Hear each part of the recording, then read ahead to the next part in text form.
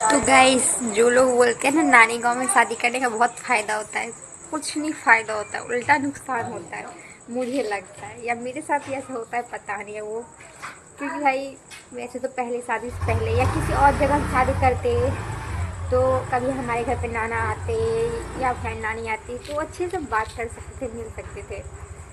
और और अगर नानी गांव में शादी करो तो नाना जी आते हैं अगर, तो ऐसा ट्रीट किया जाता है ना जैसे हम उनकी नाती नहीं, मतलब इस गांव की बहू है, वैसा ट्रीट होता है हमारे साथ। मतलब ऐसा लग फील होता है कि वो मेरे नाना है ही नहीं भाई।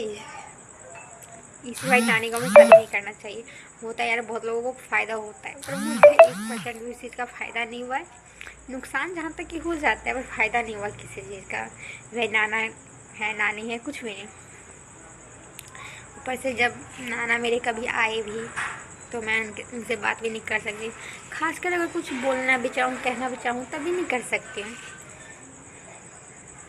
इसलिए नानी गाँव में शादी बहुत सोच समझ के करना चाहिए। पर चलो जो, और क्या है ना, जहाँ पे हम सब ज़्यादा खुल के रहते तो वहीं पे सबसे ज़्यादा बंद के रहना पड़ता है हमको। ऐसा, और मुझको तो ऐसा कभी फील ही नहीं होता है हाँ ये मेरा पहले नानी गाँव था। क्योंकि भाई पहले क्या था ना भाई, पहले पूरे गाँव मतलब जहाँ मन लगा घूम सकते थे। और शादी का तो भाई 4 दीवार के अंदर बंद ही रहना है। इसलिए बताओ तो मैं 3 साल, मैं एक बार अपने ससुराल से बाहर गई थी, वो भी अपने गांव गई थी जहाँ पर मुझे स्कूल पे जाना था। नहीं तो मैं कंटिन्यू 2 साल घर में रही, कंटिन्यू 2 साल।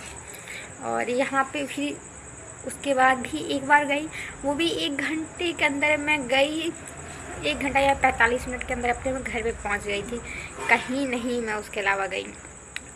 3 साल हो गए ना दुर्गा पूजा में कहीं मेला देखने गई, बल्कि मेरा नानी गाँव है, तब भी ना छठ में गई कहीं, मतलब बाहर निकली ही नहीं मैं। चाहे त्यौहार हो, चाहे कोई भी मेला लगे या कुछ भी लगे, इस सब चीज़ को लेके ना बहुत ज़्यादा होता है।